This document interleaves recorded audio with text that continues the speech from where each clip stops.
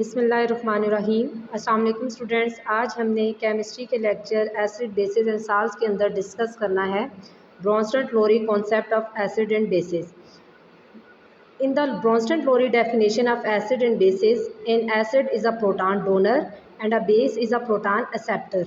When a Bronsted-Lowry acid loses a proton, a conjugate base is formed. Similarly, when a Bronsted-Lowry base gains a proton, a conjugate acid is formed.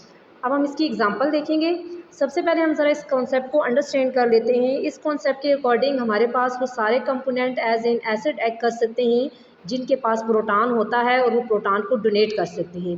सो हम कह सकते हैं कि जो proton donor हैं वो हमारे पास एसिड्स होंगे और जो प्रोटॉन एक्सेप्टर हैं वो हमारे पास बेसिस होंगी।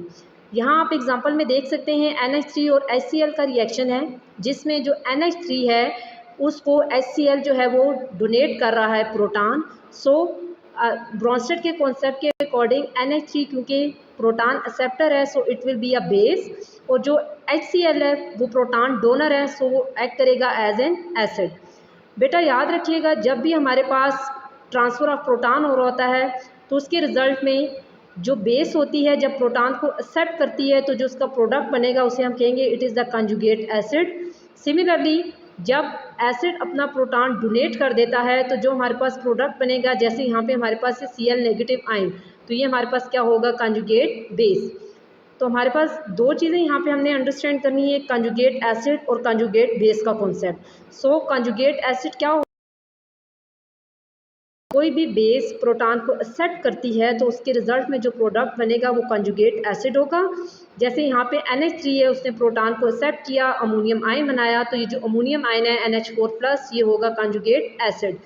सिमिलरली जो हमारे पास Cl नेगेटिव आयन जनरेट हुआ ये हमारे पास होगी कंजुगेट बेस, क्योंकि कंजुगेट बेस हमारे पास तब बनती है जब भी कोई एसिड अपना जो प्रोटॉन है उसको डोनेट कर देता है।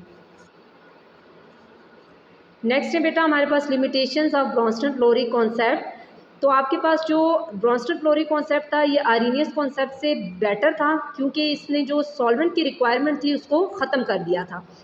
लेकिन इसकी भी कुछ लिमिटेशंस हैं, उसमें देख लेते हैं हम कि कुछ कंपोनेंट हैं इसने इसकी एसिडिक और बेसिक करैक्टर को एक्सप्लेन नहीं किया था, जिनके पास हाइड्रोजन को डोनेट करने की या हाइड्रोजन को एक्सेप्ट करने की एबिलिटी नहीं होती।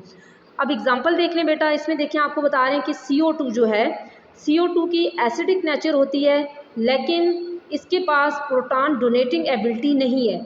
सिमिलरली हमारे पास जो कैल्शियम ऑक्साइड है ये हमारे पास मेटल का ऑक्साइड है और इसकी बेसिक नेचर होती है लेकिन इसकी एबिलिटी नहीं है कि इस प्रोटॉन को एक्सेप्ट कर सके।